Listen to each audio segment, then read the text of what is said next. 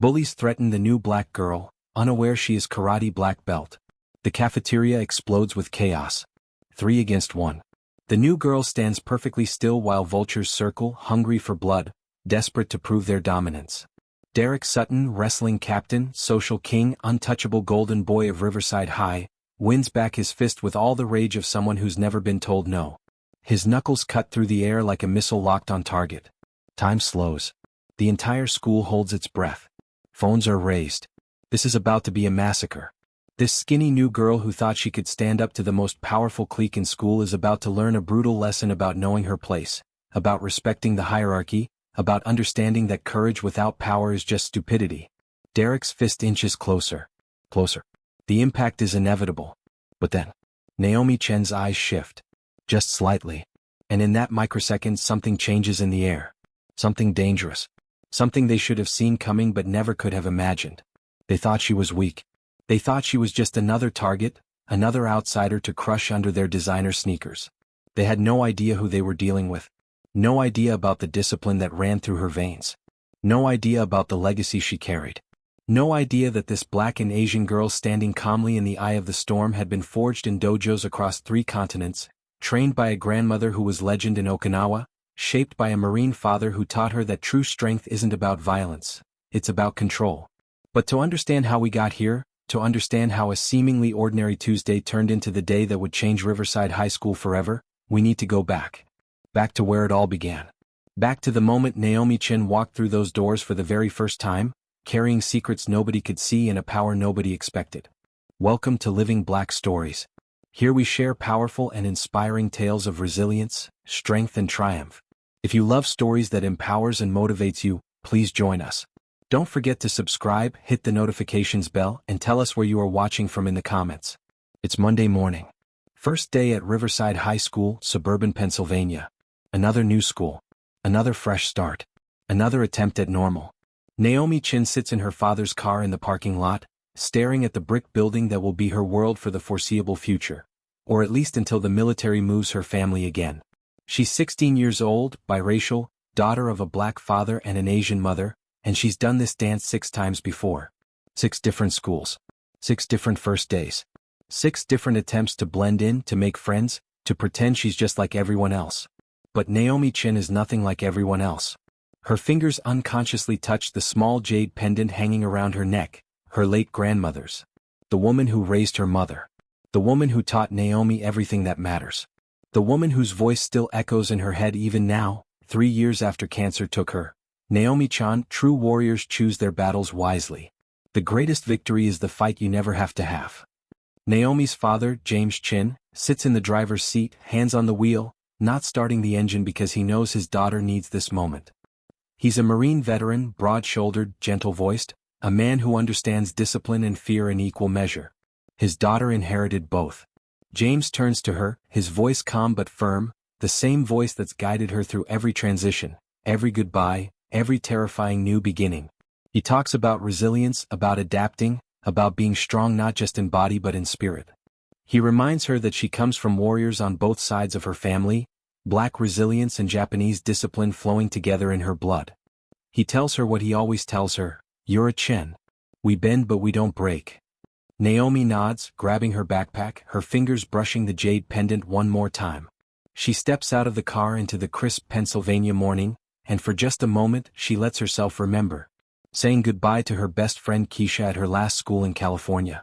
The tears. The promises to stay in touch that both of them knew would fade. The dojo her mother ran in Okinawa when Naomi was younger, where she learned to move like water and strike like lightning. Her grandmother's wrinkled hands adjusting her stance, her voice soft but unyielding. Power without control is chaos. Control without compassion is cruelty. Naomi walks toward the school entrance, backpack slung over one shoulder, her gait measured and balanced in a way most teenagers never achieve. She observes everything. The clusters of students. The hierarchy already visible in who stands where, who talks to whom, who gets space and who gets ignored. This is a skill she's developed. Reading a room, understanding the social battlefield before a single word is spoken. What none of these students could possibly know, what Naomi keeps hidden behind nervous smiles and quiet politeness, is that this girl has been training in Shotokan karate since she was 5 years old. 3rd-degree black belt earned at 14. daughter of a Marine, granddaughter of a legendary female sensei who trained some of the most respected martial artists in Okinawa. Naomi Chin could dismantle most adults in combat, let alone high school bullies. But she doesn't want to fight. She never wants to fight. She just wants to be normal. She just wants friends. She just wants to make it through one school year without having to prove anything to anyone. That dream dies before lunch. First period English. Mr. Patterson, a kind-faced teacher with graying hair and genuine warmth in his eyes, introduces the new student. Naomi stands at the front of the classroom, feeling 30 pairs of eyes dissecting her. Analyzing. Judging. Categorizing. She scans the room and immediately understands the landscape. Every school has the same basic structure, just different faces playing the same roles. In the back corner sit the Riverside Royals, the self-proclaimed elite. Derek Sutton holds court like a king, 17 years old, captain of the wrestling team, quarterback jawline, expensive sneakers, the kind of natural charisma that comes from never being told no. He's flanked by his crew, Brittany Park, who studies Naomi with calculating eyes like she's assessing a threat to her carefully constructed social media empire. Jake Morrison, broad-shouldered but uncertain, the kind of guy who follows because he doesn't know how to lead. And Madison Pierce, the queen bee, blonde and beautiful and absolutely certain of her superiority, who looks at Naomi the way someone looks at a stain on their designer jeans. The middle tier spreads across the center of the room. Athletes, band kids, the average students who aren't targets but aren't royalty either.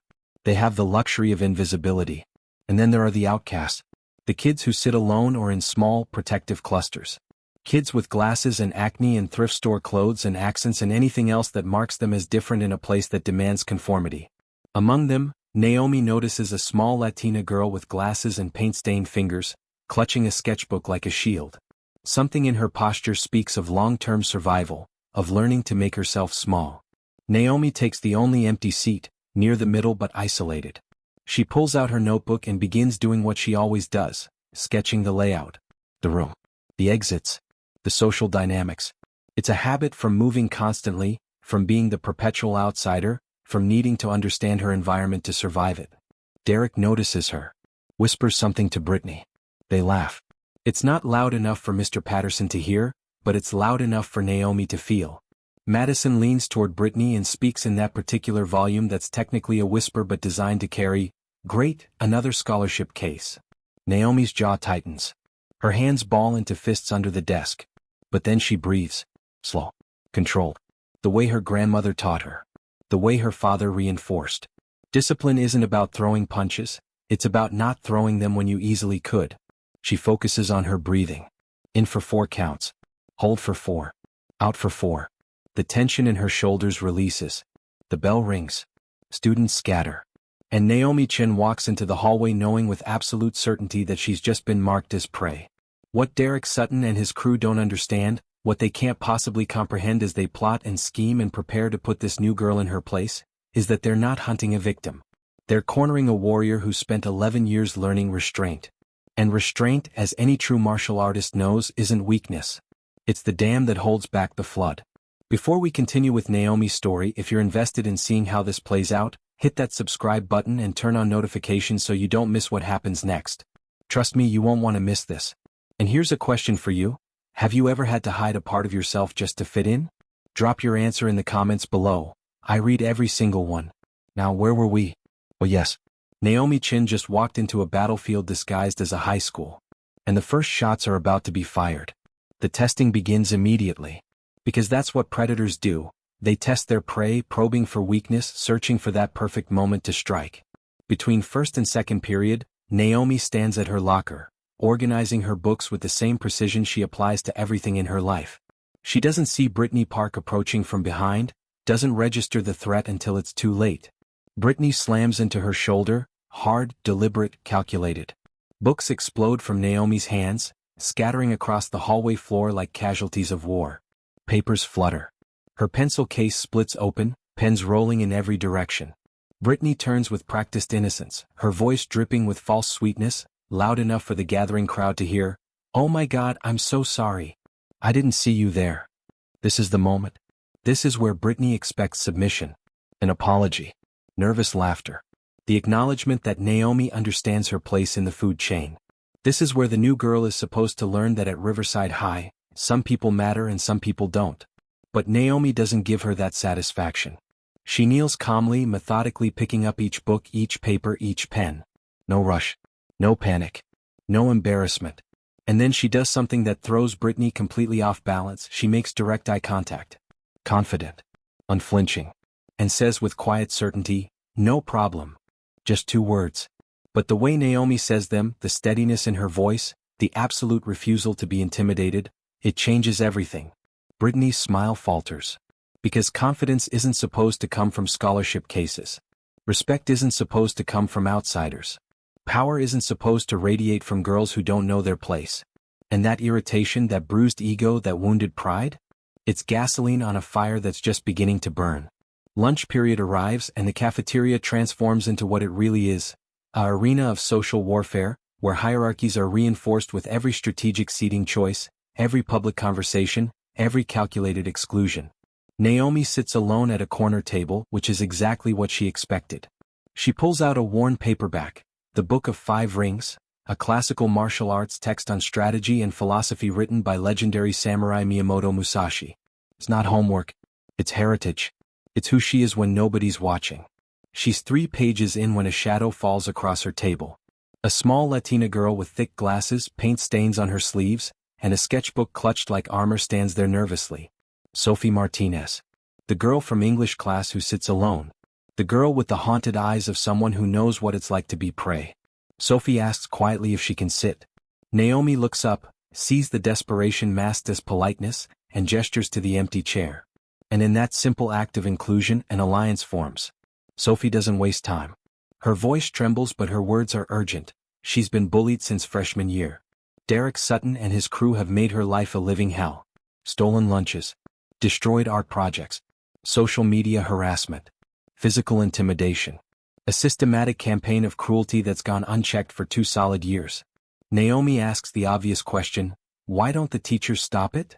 Sophie's laugh is bitter, empty of humor. Derek's father, Richard Sutton, is one of the school's biggest donors. His money built the new wrestling facility. His connections bring championship trophies. And championship trophies bring prestige, funding, and college scouts. The administration knows what's happening. They just don't care enough to risk losing their golden boy. It's a truth that exists in schools across America. Bullying isn't always about the lack of rules. Sometimes it's about who those rules don't apply to. Sometimes power protects power, and the rest of us are just collateral damage. Across the cafeteria, Derek's table is watching. Plotting. Calculating their next move. Jake Morrison stands up, all manufactured friendliness and false charm, and walks over to Naomi's table. His invitation is smooth, practiced, designed to seem generous. Hey new girl. Why don't you come sit with us? You know, with the cool kids. It's a test. It's always a test. Accept the invitation and Naomi becomes property. A trophy they can parade around, proof of their benevolence, someone who knows she should be grateful for their attention. Decline the invitation and she becomes an enemy. Naomi doesn't hesitate. Her voice is polite but firm. I'm good here, thanks. The cafeteria seems to hold its breath. Nobody turns down the Riverside Royals. Nobody. Jake's smile freezes. He walks back to his table and Derek's expression darkens. His ego, already fragile beneath that confident exterior, takes another hit. And Madison Pierce, ever the amplifier of cruelty, makes sure everyone nearby hears her commentary, thinks she's too good for us. The war is officially declared. After lunch, Naomi returns to her locker and stops dead. Black marker slashes across the metal in jagged, hateful letters. Go back to where you came from. 8 words. 8 weapons. 8 reminders that to some people, her very existence is an offense. Naomi's hands ball into fists. Her breathing quickens. Rage floods through her veins, not the hot, explosive kind, but the cold, focused fury that's infinitely more dangerous. Every muscle in her body tenses, coiling like springs ready to unleash 11 years of training, discipline, and deadly precision. But then she breathes. Slowly. Deliberately. In for 4 counts. Hold for 4. Out for 4. Her grandmother's voice echoes. Anger is a weapon your enemy hands you to use against yourself. Her fists slowly relax. Her shoulders drop. The storm passes, controlled before it could break free. An elderly janitor rounds the corner. Mr. Tanaka, Japanese-American, 70s, kind eyes that have seen too much, moves with the careful economy of someone who's trained his body for decades. He sees the vandalism, sees Naomi, and without a word retrieves cleaning supplies. As they work together erasing the hate, Mr. Tanaka observes her.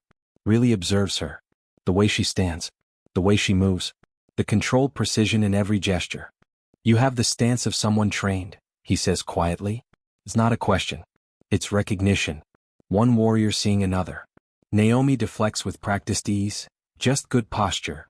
But Mr. Tanaka smiles knowingly. He's ex-military. He recognizes discipline when he sees it. And he says nothing more because sometimes the most powerful support is simply bearing witness. Gym class. Basketball unit. And this is where Naomi's athleticism becomes impossible to hide. She moves across the court like water, fluid, effortless, aware of every player's position without seeming to look. Her coordination isn't just natural talent. It's the result of thousands of hours training spatial awareness, timing, balance, and reaction speed. She anticipates movements before they happen. She's always 3 steps ahead. Derek plays aggressively, trying to intimidate her with his size and strength. He drives toward her, expecting her to flinch, to move, to submit. But Naomi doesn't flinch. She sidesteps at the last possible microsecond, and Derek's momentum carries him stumbling past her like a freight train missing its target. The ball she's somehow already stolen from him rolls to a teammate.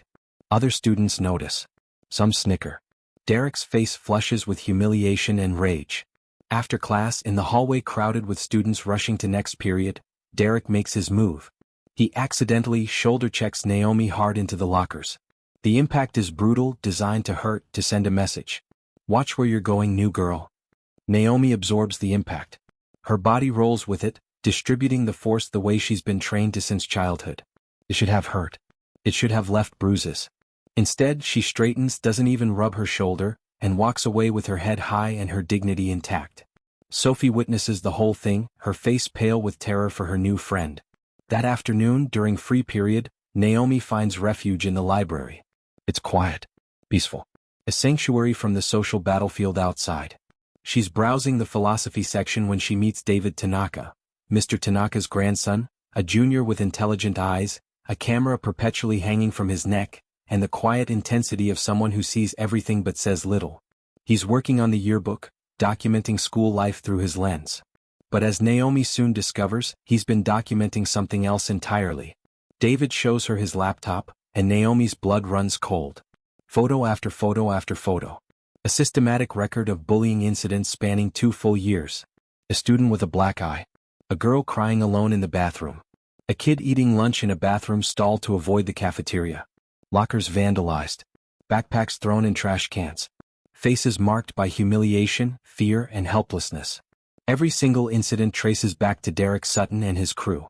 I've been collecting evidence for 2 years, David says, his voice heavy with frustration and guilt. Nobody will listen. Naomi's expression hardens. This isn't just bullying. This is a pattern. This is systematic oppression enabled by wealth, privilege, and institutional indifference. Why haven't you shown anyone? Naomi demands. David's answer is bitter. I tried. Derek's dad threatened legal action for defamation. My grandfather almost lost his job. The school administration told me to stop making trouble. So I kept taking pictures, hoping that someday, somehow, someone would care enough to do something. In that moment, Naomi and David form a bond deeper than friendship. A shared commitment to justice. A mutual understanding that silence in the face of injustice is complicity. Wednesday morning. 3 days into her time at Riverside High. Naomi arrives to find her gym locker broken into, her clothes stolen. She has to sit out gym class in her regular clothes. Coach Henderson, tough but fair, marks her down for dress code violation. Naomi tries to explain about the theft, but the coach's response is blunt. Can't give special treatment. Everyone gets marked for dress code. Rules without context become weapons. Policies without compassion become oppression. After school, as Naomi heads toward the parking lot, she hears crying. She follows the sound and finds Sophie cornered near the dumpsters by Madison and Brittany.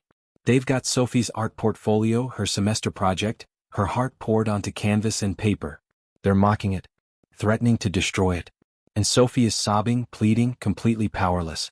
Naomi doesn't think. She acts. Leave her alone. 3 words. Come. Steady. Absolute. Madison turns, surprise giving way to contempt. Or what? You'll tell a teacher? Nobody cares what you think. Naomi steps between them and Sophie, her body language shifting subtly. Anyone trained would recognize it, a combat stance disguised as confidence. Her voice drops lower, carrying an edge that makes both girls instinctively step back. I'm asking nicely. Walk away. There's something in Naomi's tone that triggers primal recognition. Brittany's bravado falters. Madison's confidence wavers. They've spent their lives as predators, but right now, staring at this calm, unflinching girl who refuses to be intimidated, they suddenly feel like prey. Brittany tries to recover. You don't know who you're messing with. Naomi's response is quiet. Certain. Dangerous. Neither do you. 10 seconds of standoff. 10 seconds where the power dynamic shifts invisibly but undeniably. Then Madison grabs Brittany's arm and pulls her away, throwing over her shoulder. This isn't over, new girl. Sophie is grateful but terrified. You just made yourself their main target. Naomi helps her pick up the scattered artwork, her voice gentle. Some things are worth standing up for. That night, in her family's modest military housing, Naomi sits at the dinner table. Her father, James, watches her with the careful attention of someone who's trained to read body language, to spot stress, to recognize when his daughter is carrying weight she won't share. He asks about school. Naomi says it's fine. She doesn't want to worry him. He's dealt with enough, deployments, combat stress, the constant moves that have shaped their family life. She won't add to his burden. But James knows his daughter. And he knows when she's lying. So he offers what he can, the wisdom passed down through generations. Remember what your grandmother always said, true strength is knowing when to fight and when to walk away. Naomi nods, accepts the advice and retreats to her room. And there, finally alone, she becomes who she really is. She pushes her furniture aside, creating space. She closes her eyes. And she begins practicing kata, the formal martial arts patterns that are equal parts meditation, training, and art. Her movements are fluid as water, precise as clockwork, powerful as thunder. Each stance perfect. Each transition seamless. This is muscle memory built over 11 years. This is discipline forged in sweat and repetition. This is heritage flowing through her blood. On her walls, still half unpacked, are photos that tell her story. Young Naomi in a GI, standing beside her grandmother in a dojo in Okinawa. Shelves of medals and trophies. Her black belt certificate, 3rd degree earned at 14 years old, a rank that many adults never achieve. Naomi Chin is not weak. She never has been. But she's been taught that true power isn't about domination. It's about protection. It's about discipline. It's about knowing that the ability to harm is meaningless without the wisdom of when to show restraint. But even restraint has limits. Even patience can break.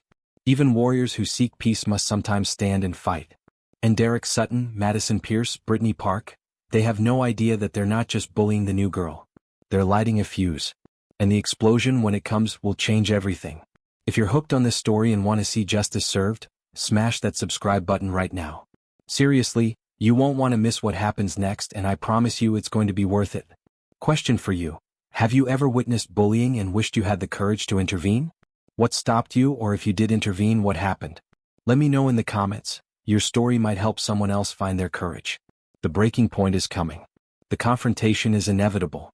And when it arrives, Riverside High School will learn a lesson about underestimating people, about judging by appearances, about assuming weakness where there is only controlled strength.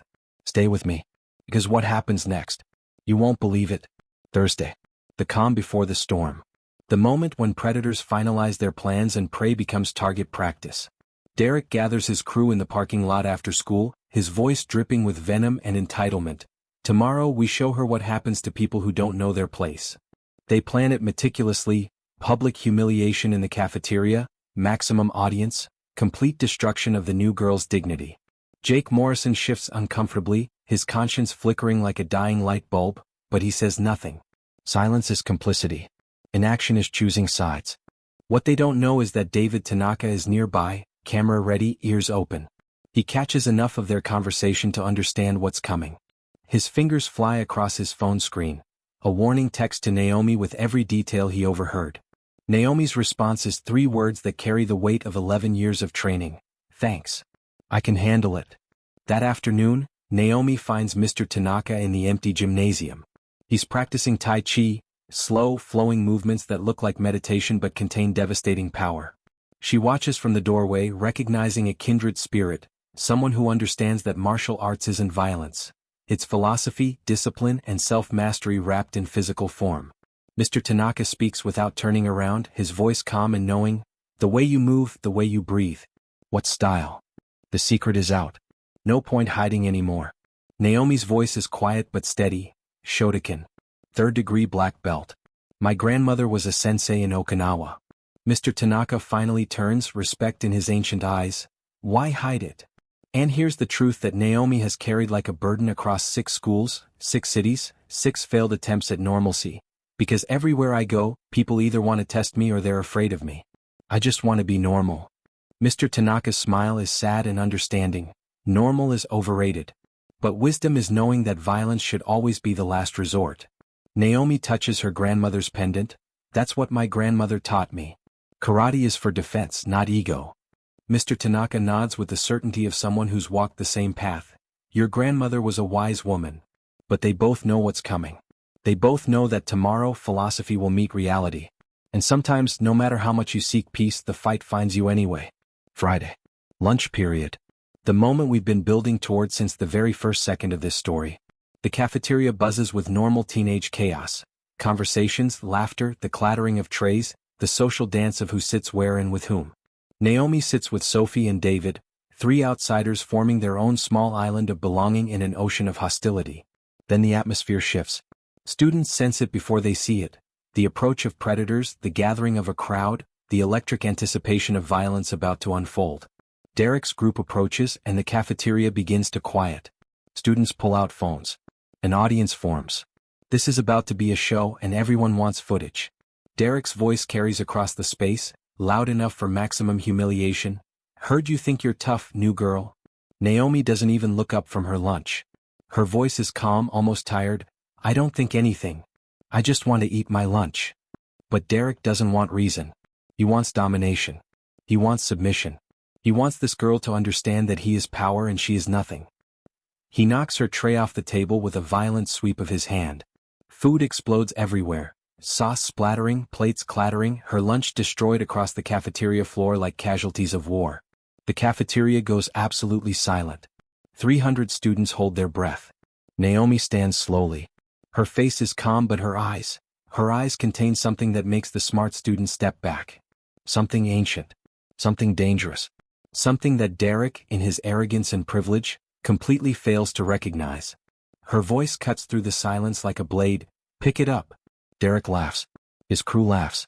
The audience laughs. Because this is absurd, right? This small girl ordering the wrestling captain to pick up her lunch? It's comedy. It's entertainment. Make me, Derek sneers. Madison chimes in with a racial slur disguised as a joke, and the cruelty hits like acid, designed to burn, to shame, to remind Naomi that to them she's less than human. Naomi's hands tremble. But not from fear. From restraint. From the monumental effort of not unleashing 11 years of training on people who have no idea what true discipline looks like. Her fingers find her grandmother's jade pendant. She breathes. She centers herself. I'm giving you one chance to walk away. Derek steps into her personal space, using his height to intimidate, his size to threaten. He towers over her, all masculine aggression and toxic entitlement. What are you gonna do about it, scholarship girl? He shoves her shoulder. Art. Expecting her to stumble, to fall, to finally submit. Naomi doesn't move. Not an inch. Her stance is solid as mountain rock, her body absorbing the force and redistributing it through proper structure and balance.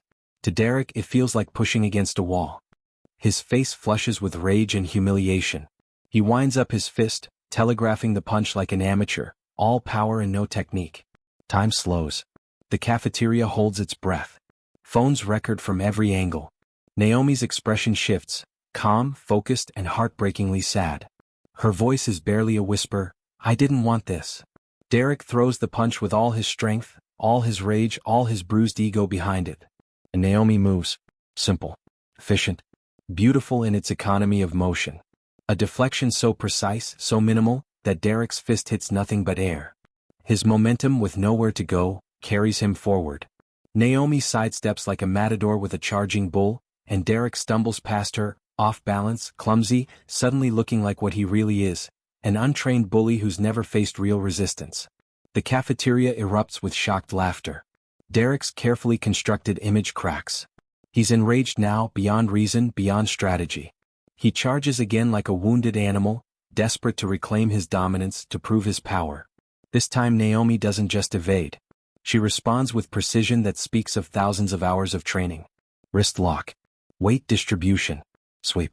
Derek Sutton, wrestling captain, king of Riverside High, crashes to the ground in less than 2 seconds. No excessive force. No showboating. No theatrics. Just pure skill. The cafeteria absolutely erupts. Phones capture every angle. This moment will be shared, reposted, and talked about for years. But it's not over. Jake and Madison rush Naomi together, loyalty to their leader overriding their survival instincts. Naomi handles both with the same calm efficiency. Madison's slap is blocked before it can land. Jake's grab is redirected using his own momentum against him. Neither are hurt, just immobilized, confused, suddenly realizing they're completely outmatched. Mr. Tanaka's voice booms across the cafeteria. Enough! Principal Davidson arrives with security, his face a mixture of shock and professional damage control. Derek scrambles to his feet, desperate to rewrite the narrative. She attacked me. Everyone saw it. But the truth is already recorded. Dozens of students have their phones out. The evidence is overwhelming, undeniable, viral before it even leaves the building. David Tanaka steps forward, his voice steady with the confidence of someone who's been waiting 2 years for this moment. I have it all recorded. They attacked her first. Student after student confirms what the footage shows. Derek instigated. Naomi defended. Justice isn't subjective when it's caught in 4K from 17 different angles. Principal Davidson's voice is tight with barely controlled fury, not at the students but at the situation his negligence helped create. My office. All of you. Now. As they walk toward the administrative wing, students part like water before them. The whispers spread like wildfire. Did you see that? Who is she? That was insane. She destroyed him. Derek got wrecked. Sophie looks at Naomi with new eyes, respect, awe, and the complicated gratitude of someone who spent years as a victim watching justice finally arrive. But Naomi's expression isn't triumphant. It's tired, resigned, almost sad. Because this is what she knew would happen. This is what always happens when you're trained to fight but desperate for peace. Eventually, the world forces your hand. Eventually, hiding who you are becomes impossible. She didn't want to fight. She wanted to be normal.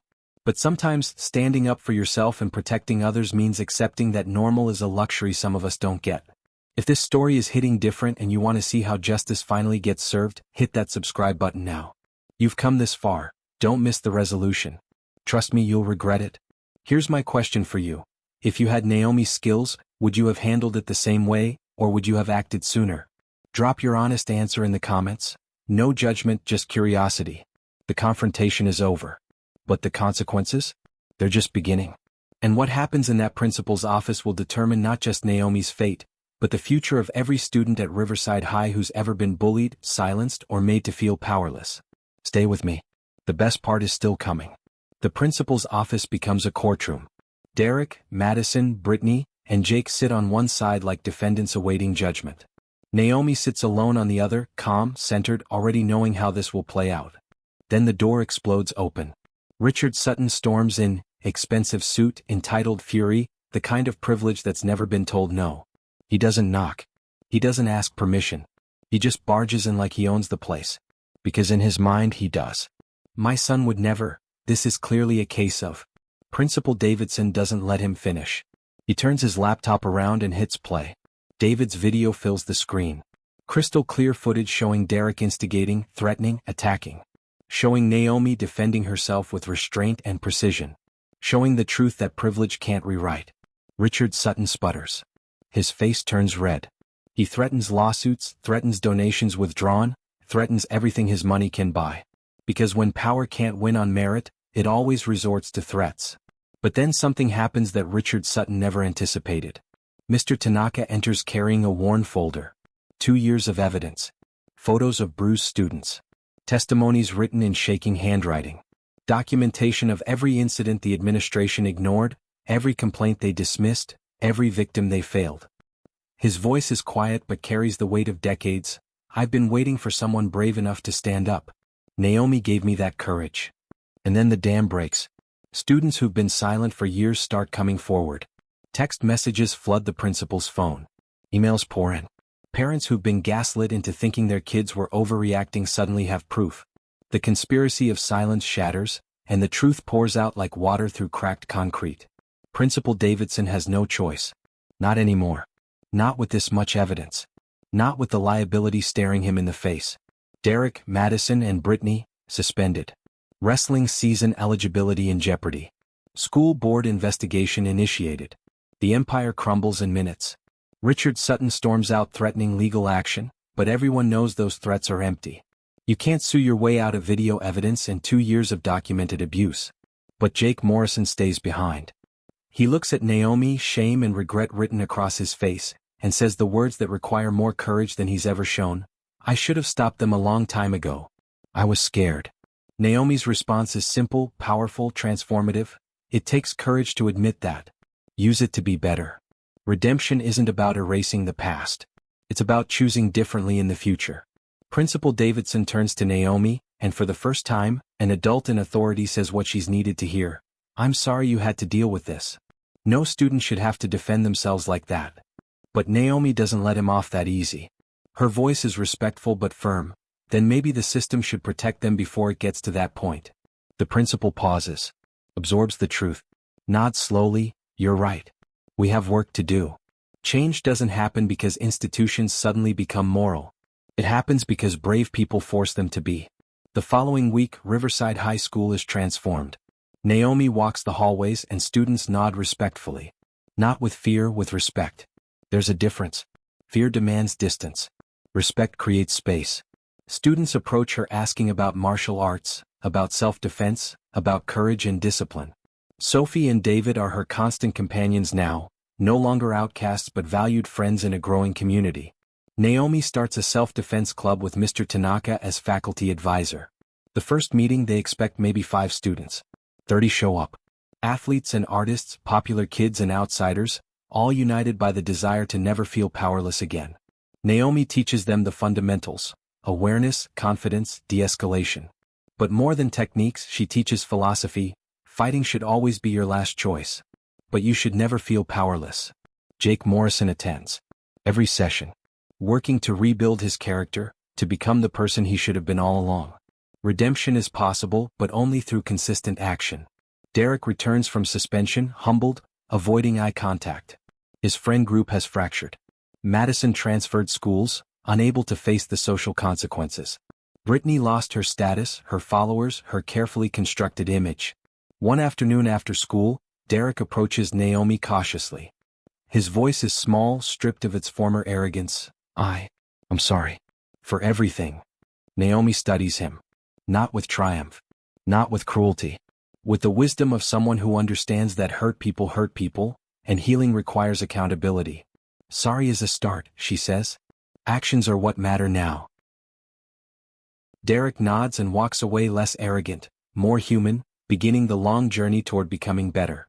Friday evening. Naomi's home. Her father sits with her, pride radiating from every word. Your grandmother would be proud. You used your training the right way. Naomi's voice carries lingering doubt. I tried to avoid it. Her father's response is the validation she needs. That's exactly why she'd be proud. True strength is restraint. In her room, Naomi video calls with old friends from Okinawa.